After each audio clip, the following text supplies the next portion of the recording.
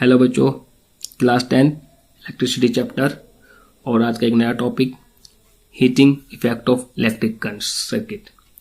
तो heating effect of electric circuit का मतलब क्या है, इसको थोड़ा समझते हैं। आपने देखा होगा अगर हम किसी भी इलेक्ट्रॉनिक डिवाइस का अगर यूज करते हैं तो वहाँ पे हीट प्रोड्यूस होगी और that is called heating effect of electric current. ठीक है, तो ये भी हम कह सकते हैं कि अगर हम किसी भी डिवाइस को अगर इलेक्ट्रिसिटी देते हैं तो आपने पढ़ा होगा electricity is a form of energy.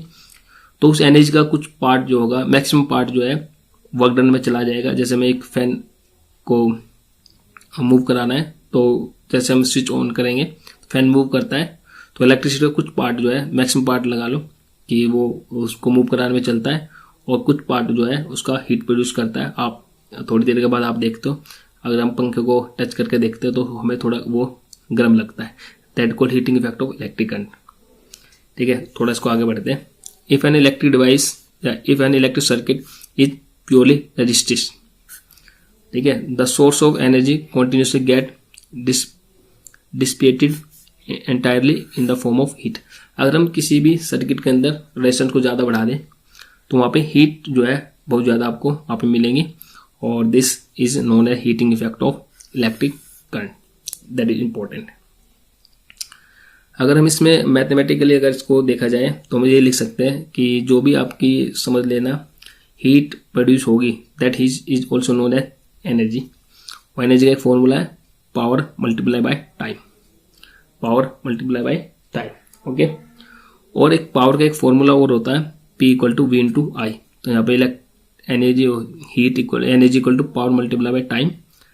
तो पावर को मैं क्या लिख सकता हूँ, voltage multiply by electric current, और टाइम को मैं स्मॉल टी से या कैपिटल टी जो भी आपकी इच्छा रख सकते हो।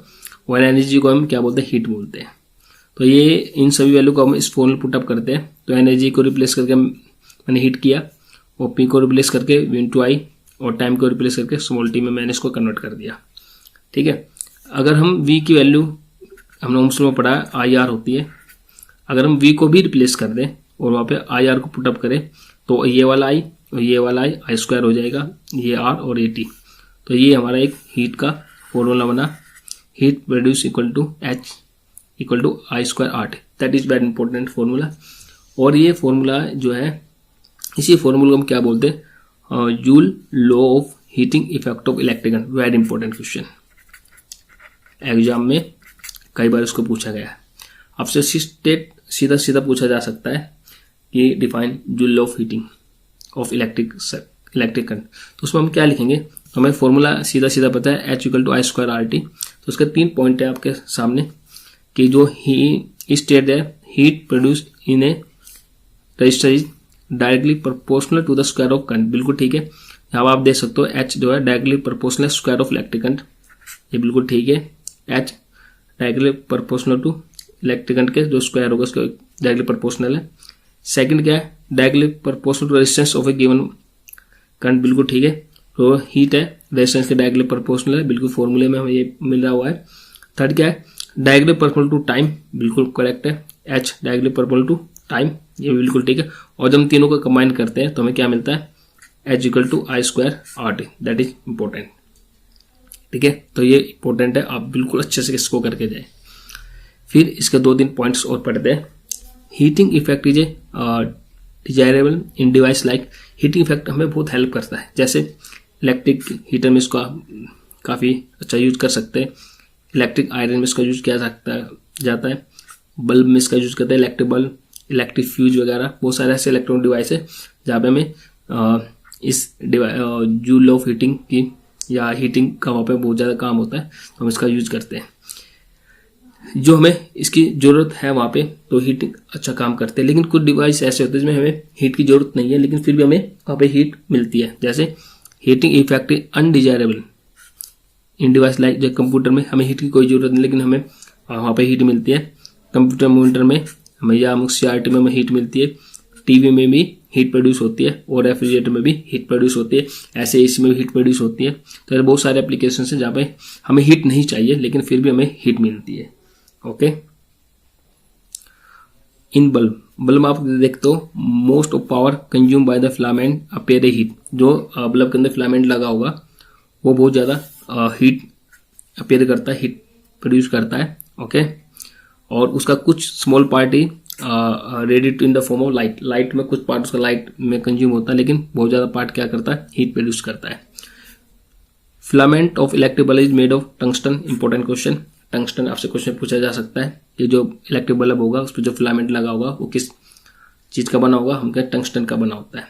और टंगस्टन ही इसमें क्यों यूज किया जाता है, इट डू नॉट ऑक्सीडाइज, वो ऑक्सीडाइज नहीं होगा एट हाई टेम्परेचर। टेम्परेचर कितना भी हाई करे, एक लिमिट है उसकी, तो काफ़ी हाई टेम्परेचर तक भी वो ऑक्सीडाइज नहीं होगा। और उसका जो मेल्टिंग पॉइंट है वो कितना है, 3380 डिग्री सेल्सियस, काफ़ी हाई टेम्परेचर। आप सोच सकते हैं कितना हाई टेम्परेचर है। Okay, the bulb are filled with chemically inactive gas like nitrogen and argon to prolong the life of filament. एक बात का ध्यान में रखना, जो हमारे बल्ब वगैरह होते हैं उसमें हम इनएक्टिव गैसेस नाइट्रोजन गैस में यूज करते हैं, फिलअप कर देते हैं या ऑर्गन फिलअप करते हैं ताकि उस फिलामेंट की लाइफ लॉन्ग रहे। तो ये कुछ पॉइंट्स हैं about heating effect of electric current. Thank you very much.